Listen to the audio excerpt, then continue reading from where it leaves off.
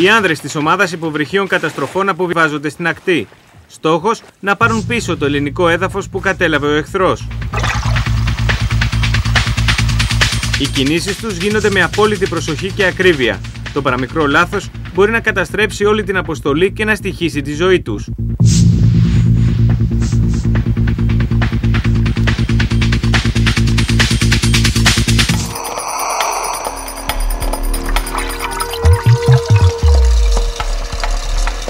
Το σχέδιο, εκτός από την ανακατάληψη του χαμένου εδάφους, περιλαμβάνει και την προσβολή του εχθρού με εκρηκτικά.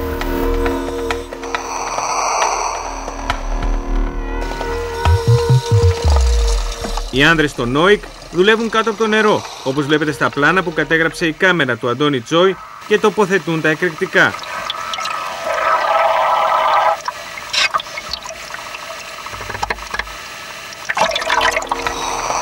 Η αποστολή τελειώνει με επιτυχία.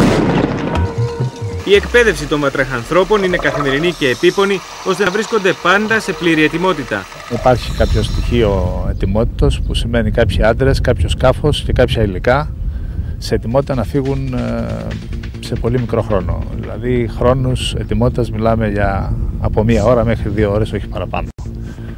Εάν χρειαστεί, στη συνέχεια κλιμακώνεται η ετοιμότητα της μονάδας μέχρι μέσα σε 1 μέρα μπορεί να φύγει όλη η μονάδα και να μετακινηθεί για τις αποστολές που θα χρειαστεί. Το νέο σκάφος της μονάδας είναι ένα ταχύπλοο δωρεά της οικογένειας Αγγελοπούλου στο πολεμικό ναυτικό. Το σκάφος ανορθοδόξου πολέμου αποτελεί τη νέα δύναμη πυρός της μονάδας υποβρυχίων καταστροφών. Έχει τετραμελές πλήρωμα, τον κατάλληλο εξοπλισμό και μπορεί να αναπτύξει ταχύτητα 70 κόμβων την ώρα, προκειμένου να φτάσει στο πιο απομακρυσμένο νησί του Αιγαίου και να αντιμετωπίσει τον εχθρό.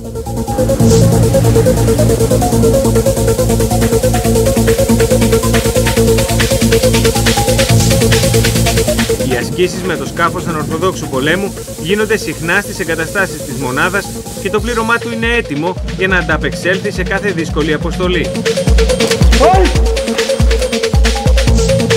Η εκπαίδευση των νοικάδων ξεκινά νωρίς το πρωί και, όπως και οι ίδιοι λένε, το σχολείο είναι ο στίβος.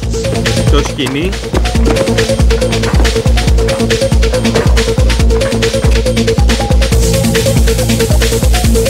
η αράχνη, ο πύργος είναι μερικές από τις ασκήσεις των επίδοξων βατραχανθρώπων. Είναι τόσο σκληρή η εκπαίδευση, ώστε μόνο 4 έως 7 στους 100 που θέλουν να γίνουν βατραχάνθρωποι μπορούν να περάσουν τα τεστ. Η εκπαίδευση έχει σκοπό να καταφέρει να δημιουργήσει ανθρώπους οι οποίοι μπορούν να αντιδράσουν κάτω από δύσκολες συνθήκες. Δηλαδή προσπαθούμε να τους φτιάξουμε να τα καταφέρνουν, αν μπορώ να το πω έτσι, κάτω από δύσκολες συνθήκες και από πλευράς ψυχικής και σωματικής. Όσοι δεν μπορούν, εγκαταλείπουν, και όσοι επιτυγχάνουν, συνεχίζουν για να είναι πάντα στην πρώτη γραμμή, στη δύναμη πυρός του πολεμικού ναυτικού.